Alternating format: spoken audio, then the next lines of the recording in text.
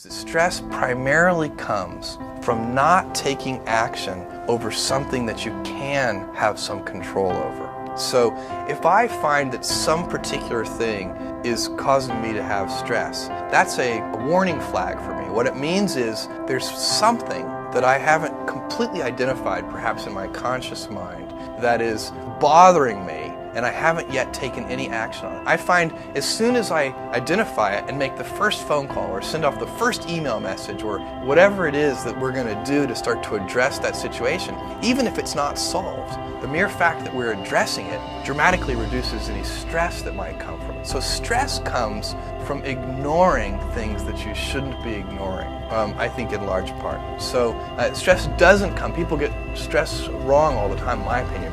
Stress doesn't come from hard work, for example. You can be working incredibly hard and loving it. And likewise, you can be out of work and incredibly stressed over that. So, and likewise, if you kind of use that as an analogy for what I was just talking about, if you're out of work, but you're going through, a disciplined approach of, a series of job interviews and so on and working to remedy that situation, you're going to be a lot less stressed than if you're just worrying about it and doing nothing. My job, one of my jobs as the leader of Amazon, is to encourage people to be bold. And people love to focus on things that aren't yet working. And that's good, it's human nature. That kind of divine discontent can be very helpful. But it's incredibly hard to get people to take bold bets. And you need to encourage that. And if you're going to take bold bets, they're going to be experiments, and if they're experiments, you don't know ahead of time whether they're going to work. Experiments are by their very nature prone to failure, but big successes, a few big successes compensate for dozens and dozens of things that didn't work. You need to identify your big ideas, and there should only be 2 or 3 of them.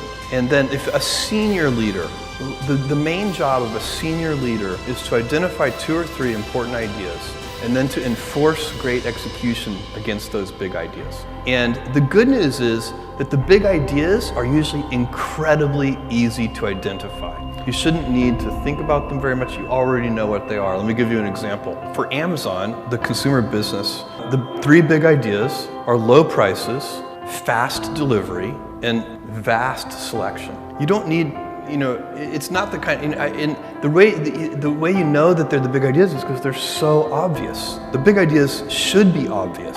And by the way, it's very hard to maintain a firm grasp of the obvious at all times. So little things can distract you from the obvious. But you have to back up and say, these are the 3 big ideas. How do we always deliver things a little faster? How do we always reduce our cost structure so that we can have prices that are a little lower? And the good thing about these big ideas is they will be stable in time. So I know for a fact that 10 years from now, customers are still going to like low prices. No matter what happens with technology and everything else, no matter what happens, people are going to like faster delivery. It is impossible for me to imagine a scenario where 10 years from now, a customer comes to me and says, Jeff, I love Amazon. I just wish you delivered a little more slowly. This is so inconceivable that you can have great conviction as a leader to continue to put energy into driving speed of delivery. And whatever you're, in AWS, I know that customers, they like low prices, they like availability, they don't want the services to be down, they like data security. It's not very hard to figure out what the big ideas are, and then you can keep putting energy into those things, and you spin up those flywheels, and they'll still be paying you dividends 10 years from now. And what I'm saying, I'm putting it in kind of a business context, but for those of you who are in government, these principles would apply identically to a government organization. You should figure out what the big ideas are and just spin up flywheels. Get those things rolling. Make sure that you've picked things that will still be true 10 years from now, 20 years from now.